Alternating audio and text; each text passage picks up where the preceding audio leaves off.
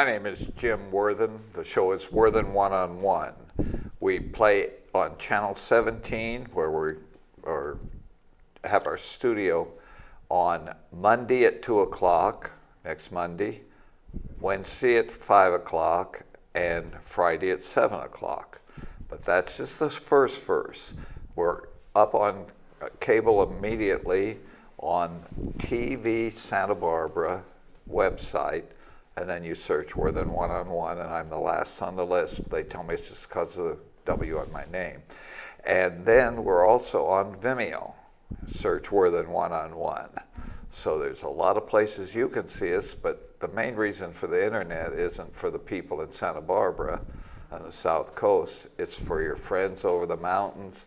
It's for your friends all over the world. And so pass it on. Did you laugh when I said world?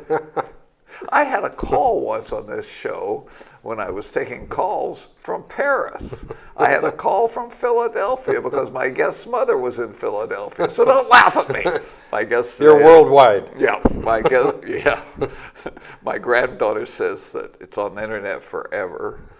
And my great-great-great-granddaughter 200 years from now will be just as embarrassed as my granddaughter is today.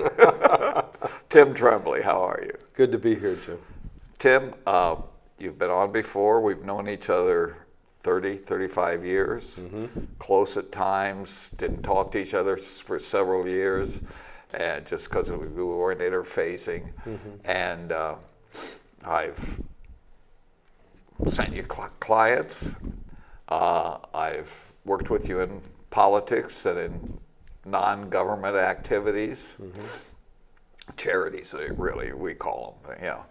And I want to get into your background because, again, as I tell all my guests who say, I've been on 4 or 5 times, there's at least 1,000 people out there that don't know anything about you that are watching. So we'll go through your resume and we'll get into the topic of the day in about 55 minutes when we get through your resume. We will talk about the state of the economy, how can you invest, should you be investing, and inflation. Sure. Where were you born, Tim? I was born in Spokane, Washington. And I know it well. Go ahead. Lived there for the first 5 years of my life. And then my family moved to Southern California. And until the 5th grade, I lived in Sylmar in the San Fernando Valley. Now, my recollection is your father was a boxer. Yes, he was. When you were in Spokane and everything, yeah. Yeah, he actually was a professional, and he was on the Gonzaga boxing team back when he went to the University of Gonzaga. Good Catholic school. That's right, the Jesuits. And that's where he met my mom at a basketball game. And so, he was married, had 5 kids in Spokane, and then moved down to Los Angeles, had a business opportunity. And we moved to the San Fernando Valley. And it's interesting, back then, the San Fernando Valley, probably half the population that we have now in the Los Angeles basin. During the summer, it would be so smoggy you couldn't go outside, and you couldn't hardly breathe. And now you don't have that. We've seen a lot of good moves in the right direction with air pollution control and so on. And that's something, a real memory of the time that I had growing up there in the San Fernando Valley. And then we moved to Santa Barbara in 1964. Now, what was he doing professionally? Well, it's interesting. He got to be real good friends with a priest that was the head of the chemistry department at Gonzaga. And this priest would make cosmetics as a hobby. He would duplicate Chanel No. 5, Woodhue, White Shoulders, Shalimar, and give it away. And my dad said, why don't you teach me what you know? I'll start a cosmetic company and I'll donate back to Gonzaga. And so he taught him everything he knew, and my dad started Tremblay Cosmetic Company. Wow. And then he merged with House of Hollywood. So we actually moved to Hollywood first. And then for a lot of reasons that didn't work out. And then he decided to buy a house in San Fernando and was looking at getting that business started again. And it was very difficult. And he always loved Santa Barbara. After World War II, he went on a tour of all 48 states with 3 of his buddies that had just gotten out of the Army Air Corps. And they took 5 months, went through all 48 states in a 1933 Chevy. And when they pulled into Seattle, between the 4 of them, they had $2.30 left, and first gear and reverse were gone. And they asked him what was his favorite place in the country, and he said Santa Barbara. Wow. So that's why we moved here in '64.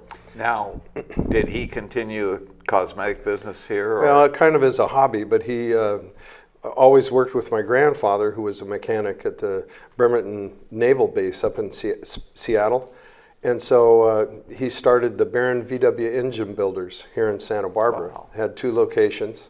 And my mom got a job at the Forest Service as a secretary. Now, and worked before that, your mom was mainly taking care of 5 kids. Right. And then she got that job and worked her way up to personnel officer, first woman to get that position for the Los Padres National Forest.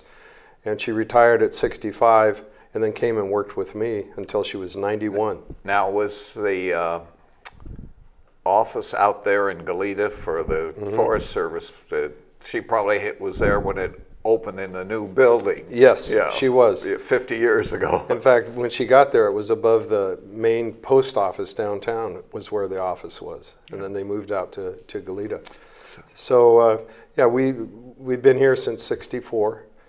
I went to Dolores Grade School, Santa Barbara. It used to be Catholic High, and then it became a Catholic grade school. And then I went to Bishop Diego, and I excelled in the classroom and in football, and went to Santa Barbara City College, where I was captain of the football team, and my wife was a cheerleader. First time I asked her out, she said no. I said, "Do you know who?" Very bright lady. Yeah, I said, "Do you know who I am?" And she goes, "Yes." No, that's why no. So the chase was on, and we've been married 47 years now. I keep hearing this song in my mind. You gotta be a football hero to get along with the beautiful gals. Yeah, there you go. And so from City College, I got a full scholarship to Wake Forest University, and got a chance to play the top level of football. And while I was there, we went to Japan and got to play a couple games in Tokyo and Osaka with the Wake Forest football team. We played in the Rice Bowl. And then after Wake Forest, I went to law school down in San Diego. I'm going to stop you there. You told me something in the green room, in the coffee room, that surprised me. Was it the Wake Forest team you went to Europe with? No, this was years later. In '91, I got a chance to play on a Christian outreach, like a Fellowship of Christian Athletes football team. And it was still the Soviet Union. And we went to the Ukraine and played games in Donetsk and Kharkov, 2 cities that you're seeing decimated right now. We played in Ostrava in the Czech Republic. And at this time, it was the Soviet Union just opening up, and there was a tremendous hunger for Christianity. And we brought about 1,000 Bibles in Russian. And after the first game, they were all gone. One of the greatest quarterbacks of all time went to the Naval Academy, made, I think, All-American, and then did his 5 years in the military before he went to the NFL, and he for years was the head of the Fellowship of Christian Athletes. Mm-hmm. What was his name? I think you're talking about a great quarterback for the Dallas Cowboys. Yes. Yes. What was his name? It wasn't Roger Staubach, was Oh, it? it was, Yes. yeah.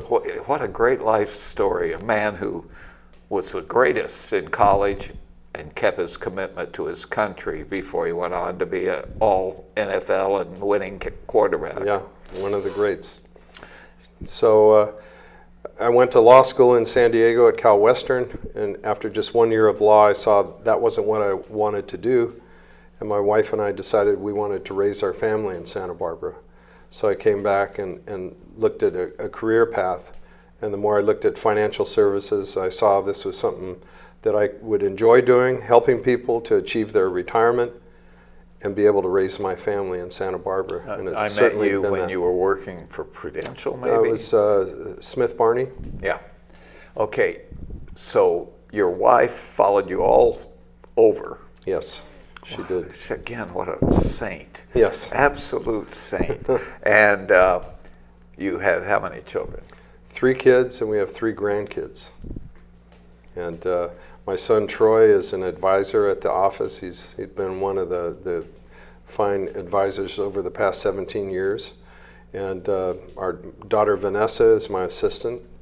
And I've got 2 grandsons that joined the firm. One's a senior at Cal Lutheran. The other is a sophomore at Santa Barbara City College.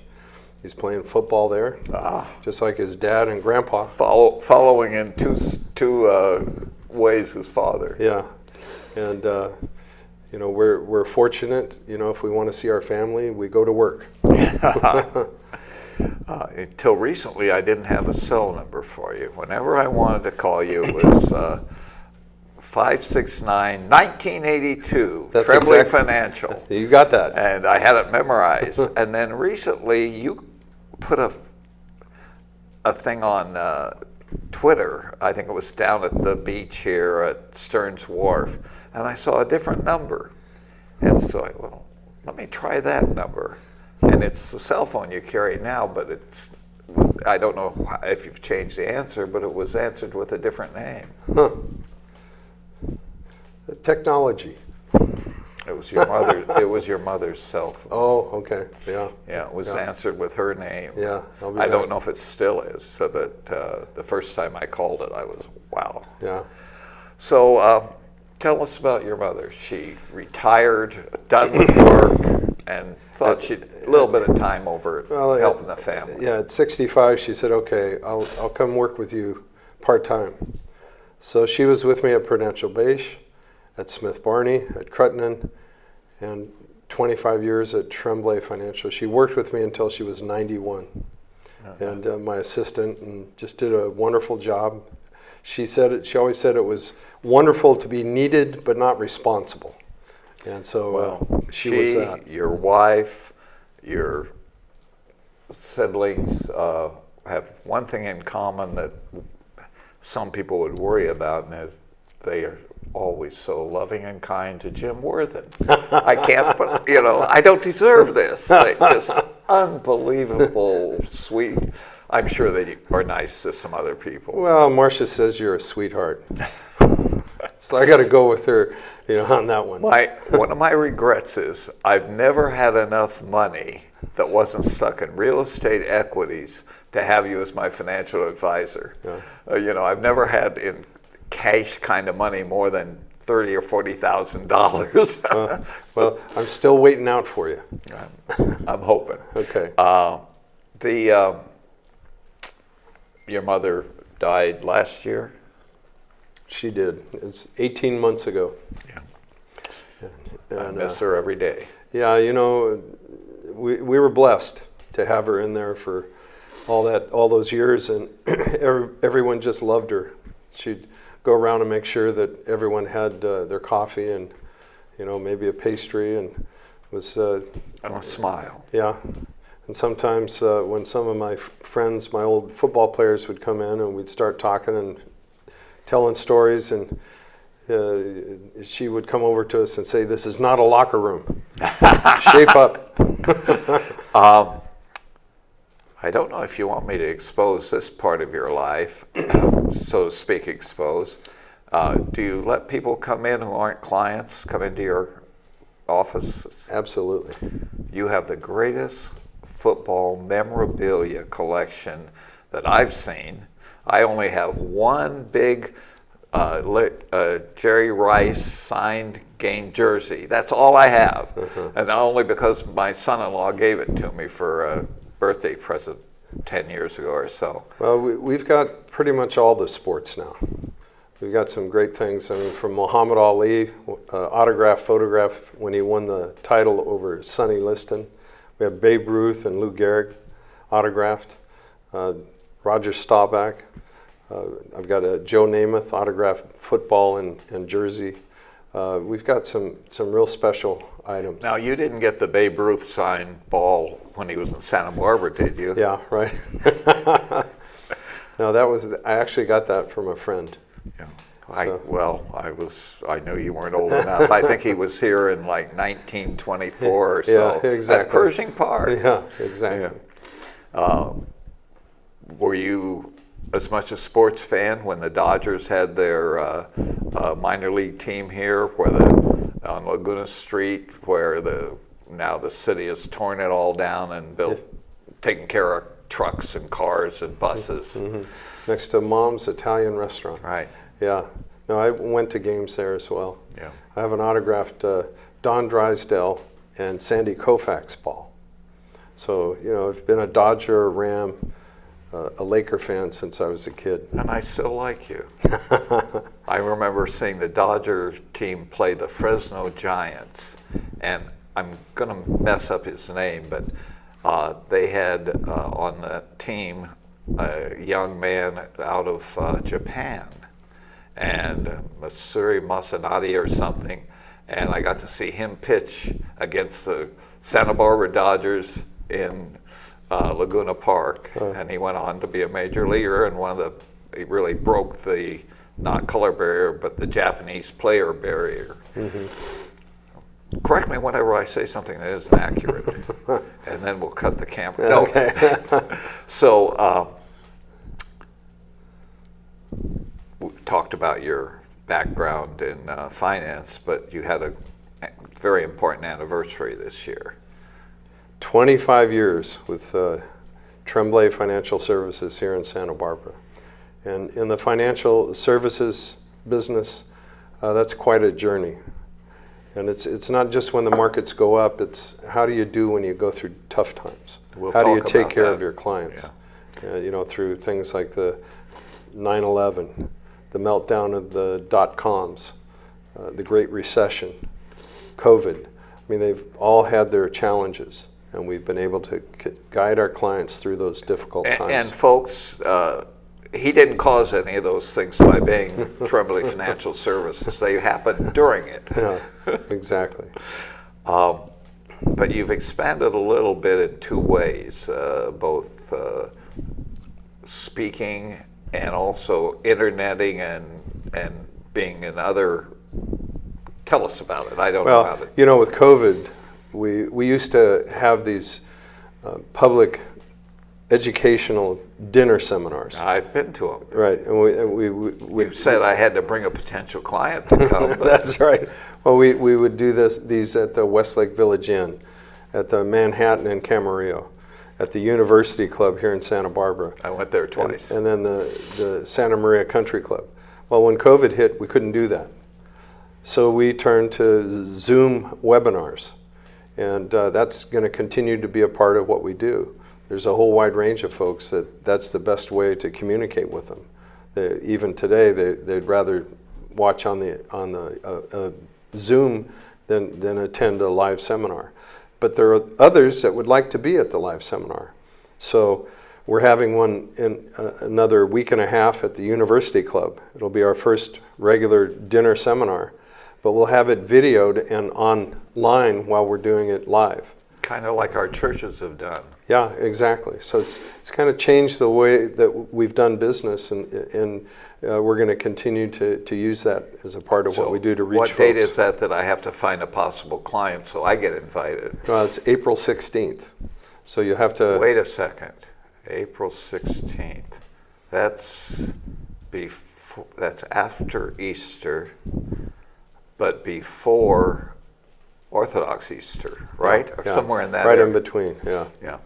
We might have one this next week. We're looking at the venue, and we'll have them planned all the way out through the rest of the year. Folks just need to go to our website, and then we'll have the schedule. What is your website? TremblayFinancial.com. Oh, that's hard to remember when you're looking for Tremblay Financial. Yes. I mean,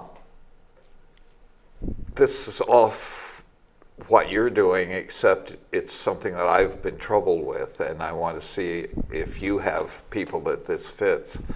We all have assumed that people are learning Zoom and technology and everything. But there's a group of people that started around 60, but really at 70 and 80, who can't use those things. How do you deal with that? You know, it's face-to-face is still important, and we arranged to get together with those folks. Through COVID, you know, you'd have to keep your distance and what have you, but we're going to accommodate our clients in the best way. You kept your office open and brought people that people could come in and. Yeah, I mean, we followed the protocol and we respect our clients' wishes. To this day, we still have clients that want to wear a mask, and that's fine. You know, and we'll honor that. And you know, I think it's good that we've got this COVID behind us, seemingly. But now we're dealing with the Ukraine and other concerns that we have. And so, what we're going to do at Tremblay Financial is continue to guide our clients through any difficulty that might be out there that's in the way of their retirement. Yeah. Well, one great thing we've learned through COVID applies to colds, applies to the flu. I was telling somebody today, coughing in your is the best mask ever, and we should always be doing that. Yeah. Washing your hands 3 or 4 times a day, or when you've been out and around. We should have always done that. We're going to cut back on the amount of flu in this country because of that. Sure. And not going in groups of people or out when you have a fever over 101. Yeah. Those exactly. 3 things we should have always thought about, but COVID forced that acknowledgement on us. Yeah. So we're going to talk some politics, maybe some sports. Okay. Let's do sports first. I'm always in for that. What do you think of the 2? Well, in fact, there's 3, but 2 main quarterback changes in the last few days? Well, the Seahawks are going to be searching. They've got some cap space that they can now work with and get a real good quarterback in there. But that's I've got one in San Francisco they can have, and I don't mean our star quarterback. I mean the rookie. Yes. We can look for a better one, but we'll see. And Rodgers is staying with Green Bay. At $50,000 a year, $200,000 million. Yeah. I keep losing the zeros. Yeah. As Everett Dirksen once said, when we were first seeing billions, he'd say millions and millions and millions, and all of a sudden you're in real money. Yeah, exactly. So Green Bay set with a great quarterback, Cal Berkeley, wanted to be a 49er his whole life. That dream's over. And Russell Wilson, who should have been a 49er, got away. And this guy Wentz, he just never has seemed to catch on, and he's been traded. Yes. And so a lot of quarterback movement. Let's keep those Rams solid and strong. Go Rams. I got to tell you, we have a mantra in my family, and that is, if my daughter and my granddaughter works for the Seahawks, the youngest female executive, and my family has season tickets, and I get to go to the games, and our mantra is, if the 49ers for me, Seahawks for them don't win, hopefully one of the others do, we support them. And we were Ram fans because we believe our league, our division, the people we compete with, we're going to support them as our teams are eliminated. Is that crazy? No, that's fine. So I can count on you supporting the 49ers next time they beat the Rams. Never. Well, at least you're an honest man. Go Rams. So the 49ers against Denver in the Super Bowl, you would be supporting Denver? I don't know. I'd have to see, who's on the teams. I'm going to have to deal with you in your moral same thing with the baseball, right? Oh, absolutely. Yeah. So Dodgers versus the Giants. So the three world championships by the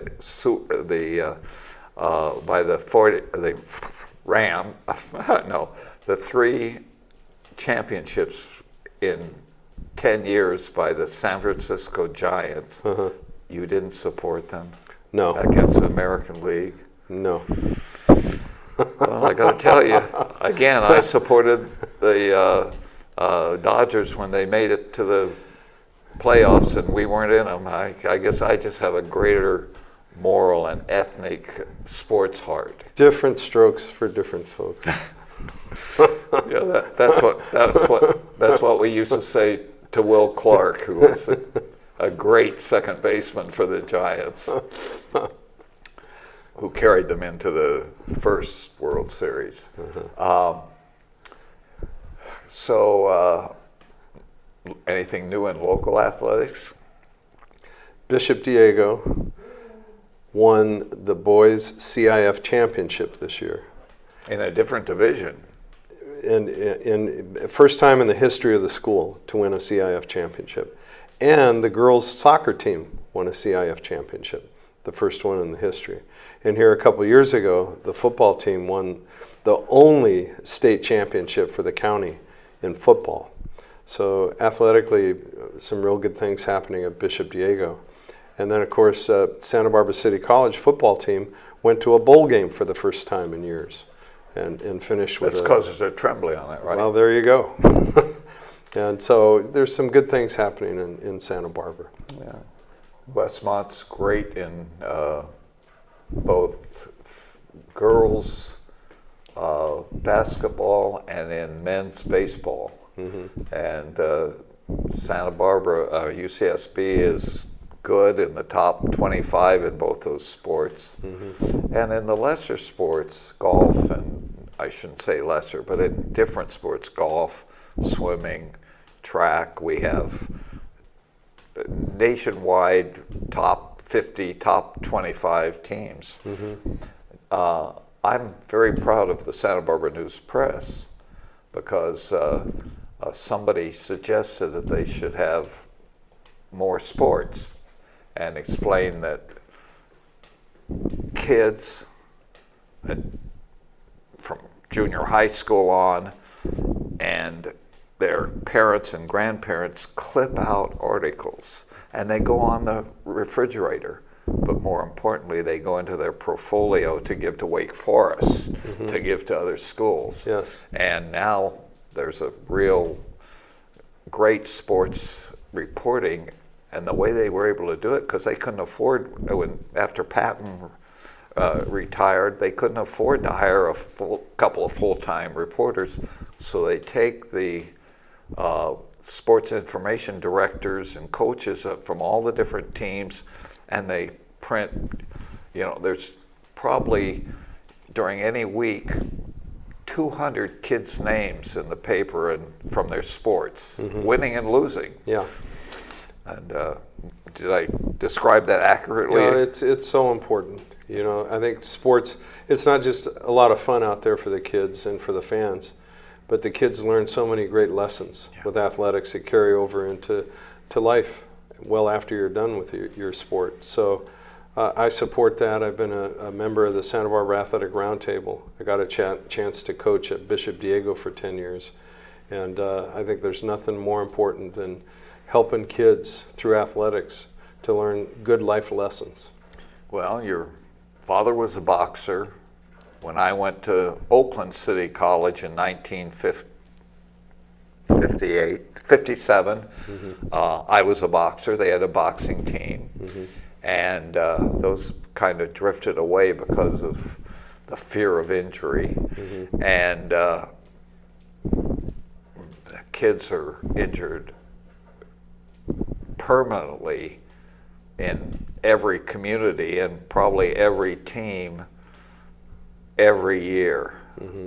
I ended up in the hospital with a back injury and playing JV football, and it ended my career. And I wouldn't trade the experience for 10 times the pain I ever had in my back. The Exactly. experience was so. Yeah. You were never injured, were you? Absolutely. I have 7 knee surgeries, 3 knee replacements. I got a replacement. I've had back surgery and rotator cuff surgery, but I wouldn't trade it for anything. Yeah.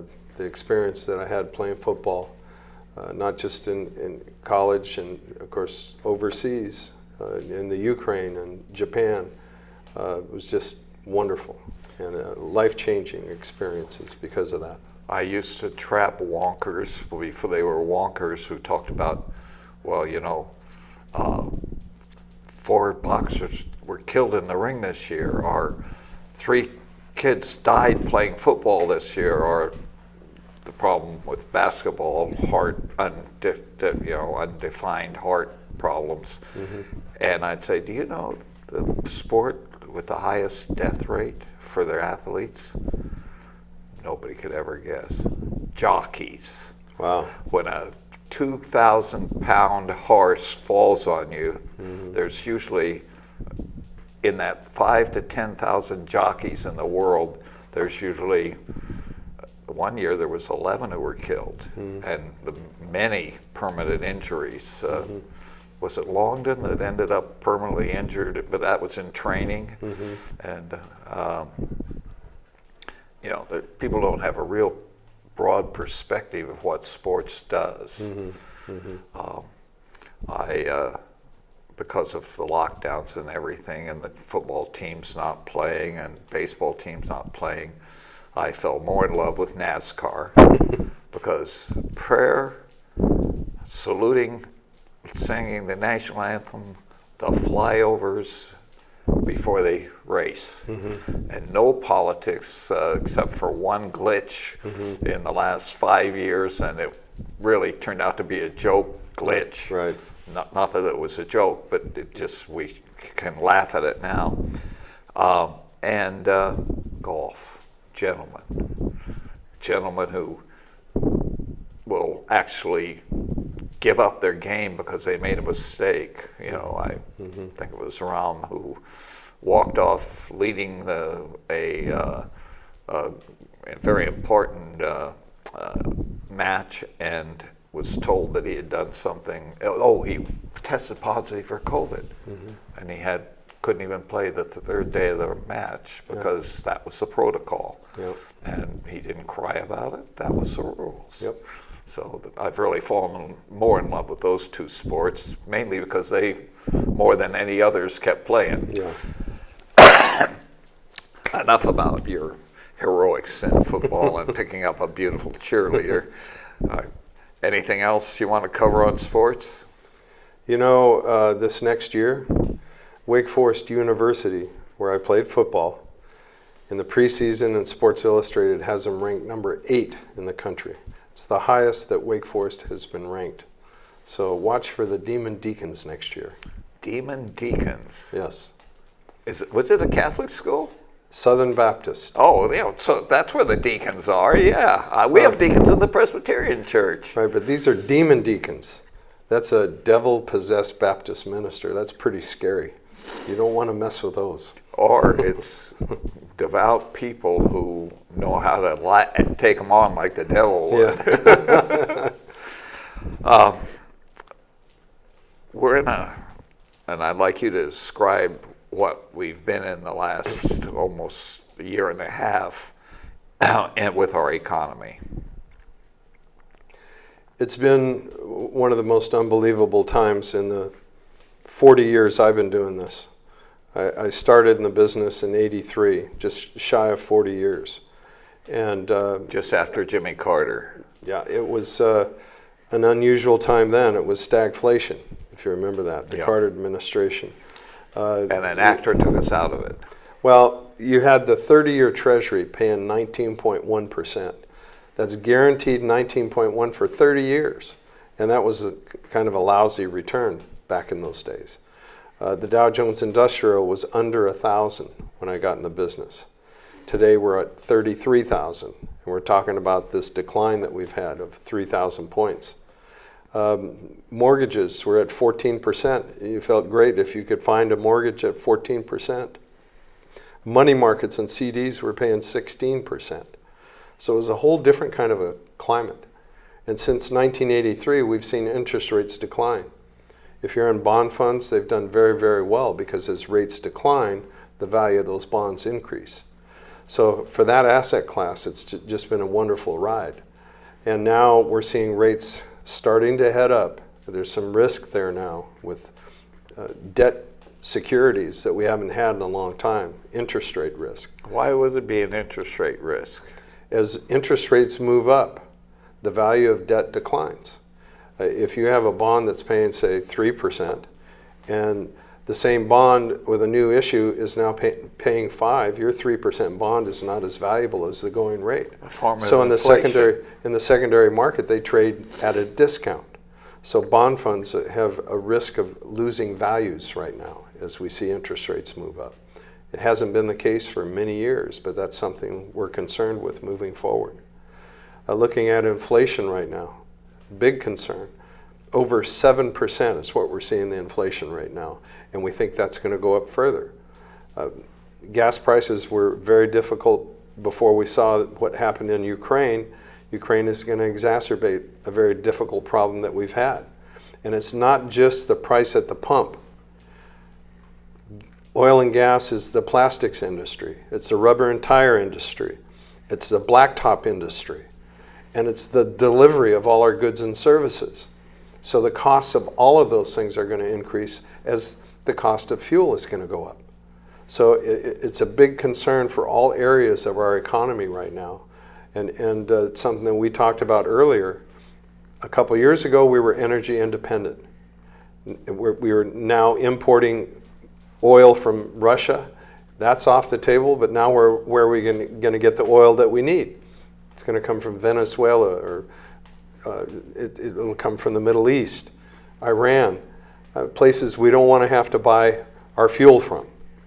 And so that's a concern moving forward. We need to get back to energy independence. How do we do that? We're going to have new leadership if we're going to see that happen. We're down about 2 million barrels a day over what we were pumping when Trump left office. Yeah.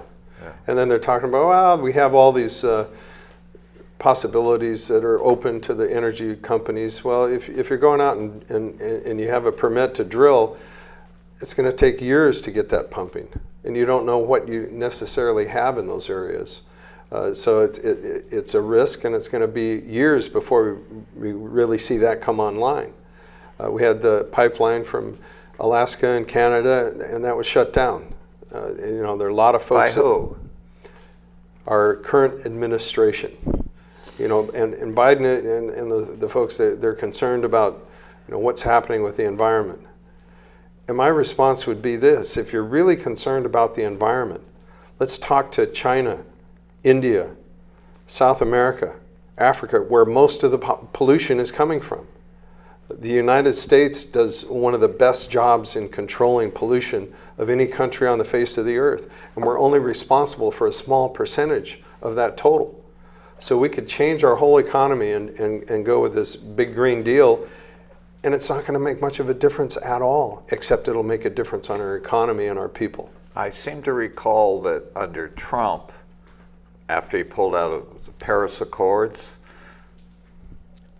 we beat all of the promises that were made in the Paris Accords for our pollution, CO2 control in the United States just by technological advances. Is that accurate? That's true. And so, moving forward, I think so much of what has been difficult for this economy goes back to politics. And we really need to take the politics off the table and look at what's best for the people in this country, for our economy, for our folks to have a nice retirement plan. There are other concerns that we have. Look at the debt. It's now over $30 trillion. When I got in the business, we didn't use the word trillion. It was all in billions. Well, now 30 trillion. Our deficit, we're spending $3 trillion more than we bring in. And we have unfunded liabilities right now of $164 trillion.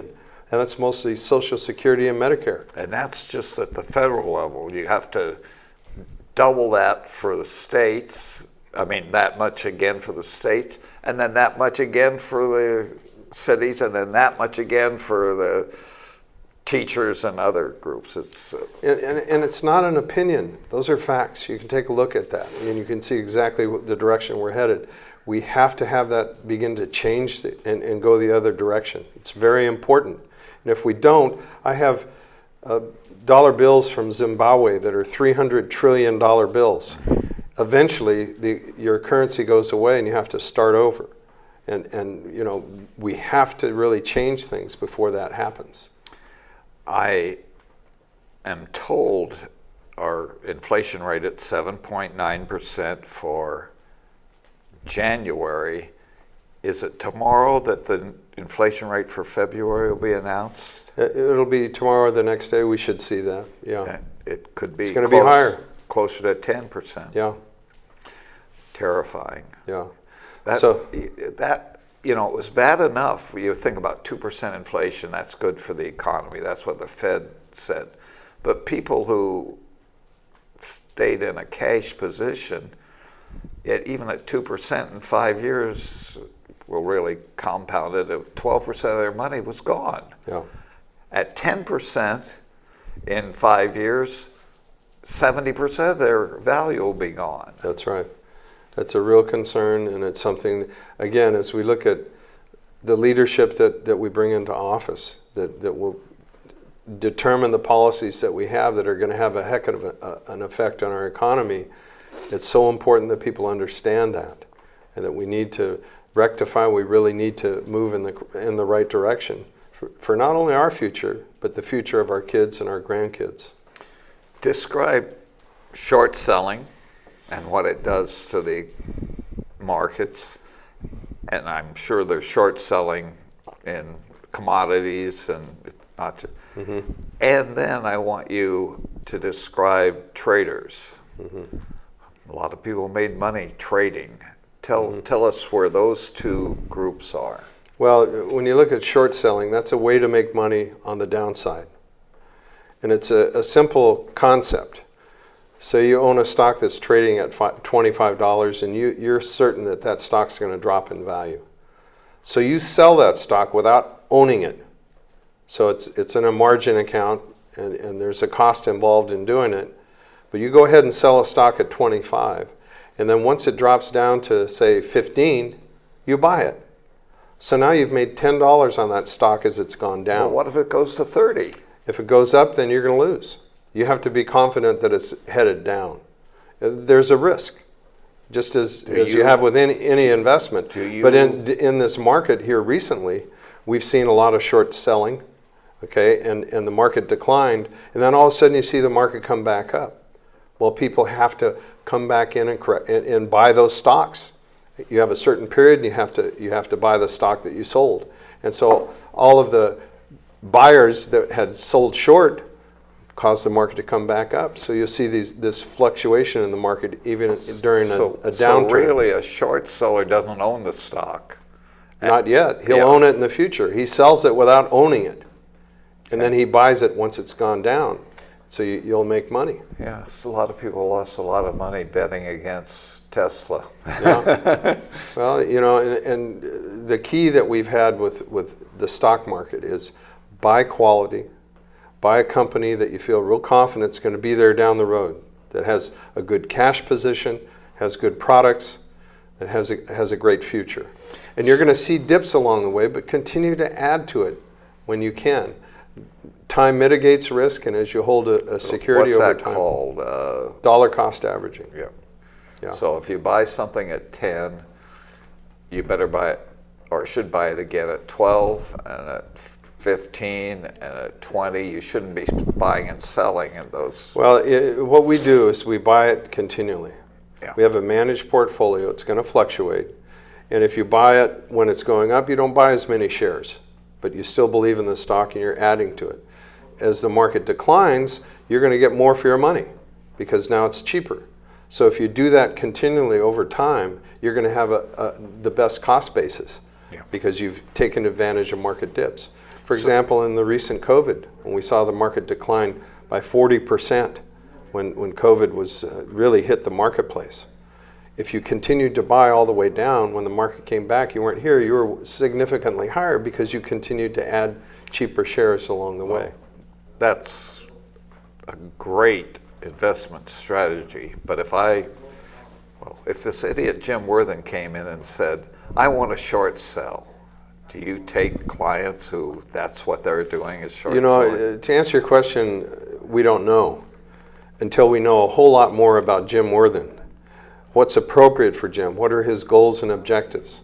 So you don't take somebody who just comes in and says, this is what I want to do. No. If you want to come in and make a quick buck and not really go through a financial plan, we're not your guy. But if you look at a long-term financial plan, and again, some folks are young, they've got plenty of time, and they've got the access to funds to invest aggressively, that's fine. Even in these markets, as it declines, they'll buy a chunk, and as it comes down, they're going to buy more. They have time, and they can afford the risk. If you're retired and you need income, and you can't afford to risk that principal that you have, we're going to have a whole different program for that individual. We have to take care of our client and find out who they are financially before we ever make a recommendation. So your guys, your clients aren't day traders. They're not. There's some that are, but that's through not, you. We'll help them, but it has to be appropriate for that client. Right? It has to be part of a bigger plan. Maybe for a portion of their portfolio, they're very aggressive, and that's fine. But for other individuals who give us a 10 for safety, and a 0 for risk, we're not going to look at day trading. We're not going to look at those kinds of investments. What do you do to people in they're your people who, or have you ever put any in the Russian market? Today's economy, today's stock market is going to have positions around the world. And it's tough to say, I'm just going to buy companies that are in the U.S. Those U.S. companies are invested around the world. And so there are ways that you can narrow it down. You want to take away exposure from countries like Russia. There's a way to eliminate stocks that are either founded in Russia or that might be here domestically but have big positions with Russia. We can help those folks determine which not only are going to give them the kind of return that they're anticipating, but give them the confidence that they're investing in things that they believe in. We're going to move to some politics, but the last question economically is, how do you feel and how do you handle the slave labor companies in China? That's a good question. And there are some, Nike, for example, has had that kind of black mark on their record. And there are clients that, hey, for that reason, I'm not going to invest with that company. There are others that really aren't concerned with that. So you're guided by the client's desire and the portfolio. And we have socially responsible investments that folks say, I'm not going to invest in tobacco and alcohol. I'm not going to have any exposure to cannabis. Their own moral direction that they want to take, we can help them and guide them so that they feel confident and really good about the investments that they choose. Led me into another question. Cannabis stocks, as I understand it right now, are mainly Canadian. Yeah, and there's How a good will reason. it change if the federal government declassifies cannabis and companies spring up around the country? Yeah, that's going to really change that whole business. Right now, because we're governed by the Security Exchange Commission and FINRA, Financial Industries Regulatory Authority, we're not allowed to buy cannabis stocks. So you have to go up to Canada because it's still illegal by the federal government. So once that changes, it's going to change the whole dynamics of investing with companies that deal in cannabis. Yeah, I didn't realize that. So it's the same as the banks, and a lot of people don't realize the title companies, the national companies with government control and licensing, won't touch anything that is even legal cannabis. So like a cannabis company that wants to buy a building and open a retail store legally, they can't get a bank and they can't get title insurance. Right. Because people, not because those institutions think they're wrong, but because it's classified for narcotic. And until that changes, you guys with licensing and federal oversight can't touch it. That's right. I didn't know that. You're seeing a lot of the cannabis companies are dealing in cash as a result. It makes it difficult. Yeah. So and some dying because of it. yeah, exactly. Yeah, robberies and I just went through some real estate transactions with people who have a legal license for cannabis, and I was told by one title company if they wanted to buy, anybody wanted to buy something and get real estate and get insurance, or wanted to lease and refinance and get title insurance to somebody in cannabis, they wouldn't touch it. And I said, well, I heard of some people who I would never, because it'll come back to bite you, but I've heard of some people that don't tell you the truth. And they said, we go so far as if somebody's investing $1 million in a building, we want to trace that cash, even if they come with cash. Yeah. They've got to prove it was not involved. It's really, we're in a strange world, but when the federal government or state government regulators completely control certain businesses. I'm involved in local politics, and I'm privy to some survey data that talks about what really is on people's mind in our area anyway, and it isn't what the media and what we call them the wonkers want to believe. What do you see locally when all but one county-wide office holder is part of the party of wonk, party of defund the police, party of critical race theory, and that's Sheriff Brown, only Republican, countywide. And there's only one Republican on the Board of Supervisors, Bob Nelson, up in Lompoc. What do you see in the future regarding those offices? Our June election will be those county offices that are part of the state system, the sheriff, DA, county clerk, tax collector, and the supervisors, and the assembly, and one federal office. What do you see happening there? Well, it's interesting. You and I have been involved with a lot of these elections over the years, and it's been disappointing from our standpoint, what we've seen. And part of it, you just accept that's the nature of this community. This it's going to be, yeah.